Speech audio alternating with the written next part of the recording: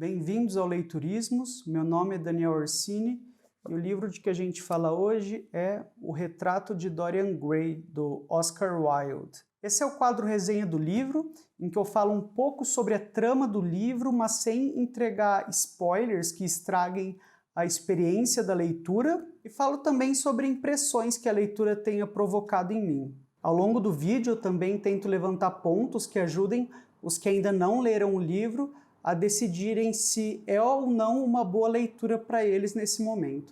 O Retrato de Dorian Gray foi escrito pelo autor irlandês Oscar Wilde, muito conhecido por sua verve sarcástica e, infelizmente, também muito conhecido devido a ter sido criminalmente condenado por ser gay e preso de 1895 a 1897, quando na Inglaterra ainda era crime ser homossexual. O Retrato de Dorian Gray é o único romance do Oscar Wilde que se dedicou mais à dramaturgia e foi publicado em 1891. A edição que eu li é essa aqui, da Penguin Companhia, com tradução de Paulo Schiller. De que se trata esse romance, O Retrato de Dorian Gray? O livro se passa na Inglaterra dos fins do século XIX, ou seja, na Inglaterra contemporânea ao Oscar Wilde. Nós temos esse rapaz, o Dorian Gray, ele é bem jovem, tem uns 20 anos e é muito bonito, fora do comum bonito. Bonito de duquesas olharem para ele cogitando arriscarem reputações de uma vida inteira só pela mera possibilidade de passarem uma noite com ele. Além de muito bonito, ele também é muito rico. Ele é herdeiro e já herdou, ele não está à espera. Os pais dele são mortos, então ele tem muito dinheiro já à sua disposição para gastar como bem entender. E ao contrário do que a gente pode esperar com essa descrição, ele é muito inocente, muito gracioso, ele tem um charme bem franco quando a gente conhece ele no começo do livro. E o livro começa com o Dorian posando para um pintor com um certo renome ali na Inglaterra, chamado Basil. O Basil, ele encontrou no Dorian uma nova inspiração para a arte dele, encontrou no Dorian as formas geométricas precisas para reinventar sua própria arte. Ele redescobriu-se como artista pintando retratos do Dorian. Inclusive, essa relação entre os dois dá abertura no livro para vários debates sobre a arte, a respeito da própria natureza da arte, da relação entre a arte e a realidade, entre o artista e aquilo que o inspira. Esse tipo de reflexão filosófica voltada para a estética povoa a narrativa. É um dos tropos em que o Wilde trabalha bastante nesse livro. E é em uma dessas tardes idílicas, servindo como modelo para o Basil, que o Dorian conhece o Henry, amigo manontropo do Basil, podemos dizer. O Henry é um sujeito ácido, sarcástico, que tem sempre um paradoxo moral na ponta da língua e tem uma personalidade extremamente magnética. Ele fala bem, você quer escutar ele falando. E o Dorian fica encantadíssimo com o Henry, e é uma coisa que eu consigo me relacionar até. Sabe quando você é adolescente e conhece alguém um pouco mais velho que você e parece dominar muito algum tema e você fica, uau, essa deve ser uma das pessoas mais sábias e inteligentes do mundo? Eu me senti assim algumas vezes na vida e o Dorian se sente assim e foi um momento que eu consegui me conectar muito fácil a esse sentimento do Dorian. Bom, e é assim que o Dorian fica e ele gruda no Henry.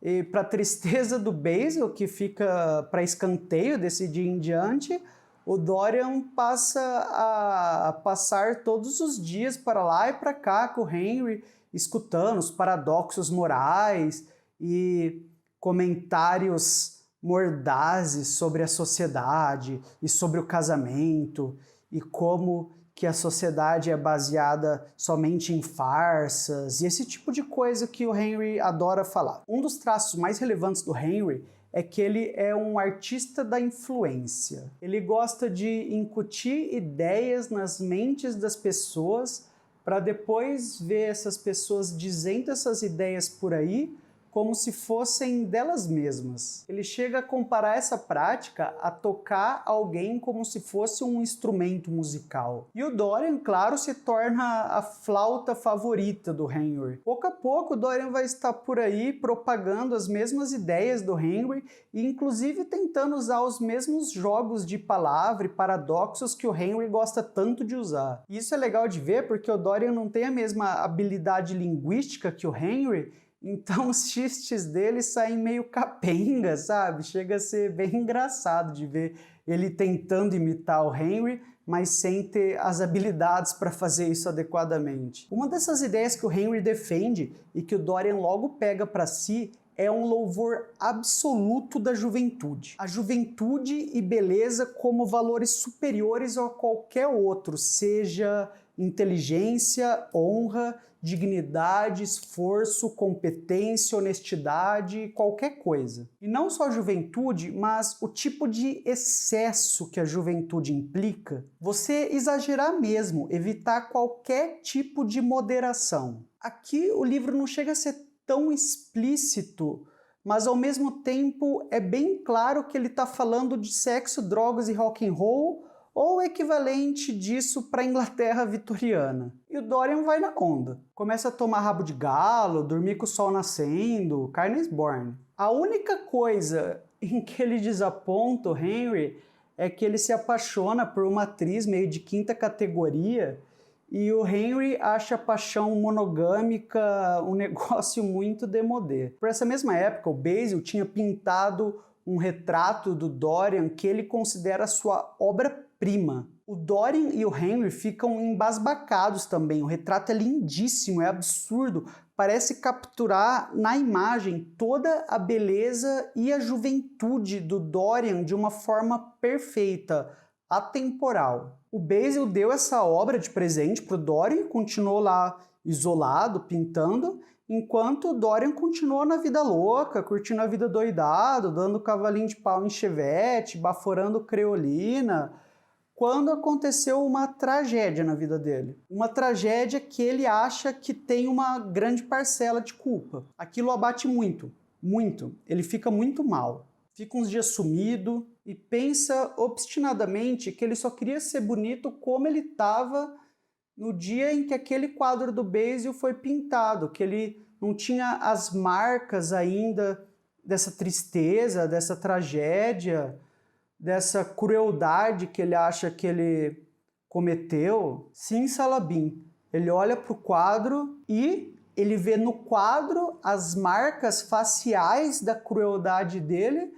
e quando ele olha no espelho, ele permanece tão jovem, puro e inocente quanto ele estava naquele dia. Passa o tempo e o efeito se revela duradouro. Somente o quadro envelhece e somente o quadro guarda os rancores e as marcas da maldade, enquanto o rosto dele permanece sempre límpido e jovem e inocente. O que eu vou falar aqui pode conter alguns spoilers, então eu vou colocar na imagem do vídeo a minutagem para quem não quiser spoilers pular o vídeo e não correr nenhum risco de estragar a experiência da leitura. E para quem já leu, ou é corajoso ou é indiferente, vamos lá. E como isso vai afetar a personalidade do Dorian? As marcas de maldade e crueldade só aparecerem no seu quadro, enquanto seu rosto permanece sempre puro e jovem e cristalino, sem que ele fique marcado pelo mal que ele faz. Quando o rosto do Dorian para de mostrar a maldade que ele faz, os mecanismos de controle social, de punição, se abrandam.